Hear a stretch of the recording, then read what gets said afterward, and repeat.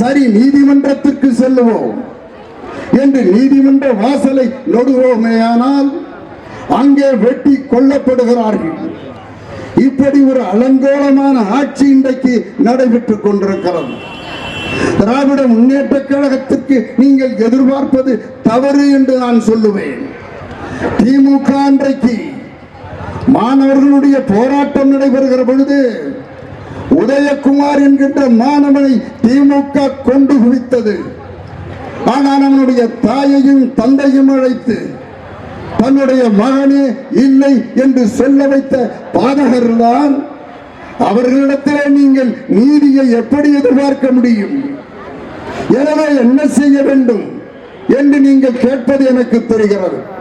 அதற்காகத்தான் திமுக ஆட்சியை அகற்றுவோம் என்கிற சூழ்நிலையை எடுப்போம். இந்த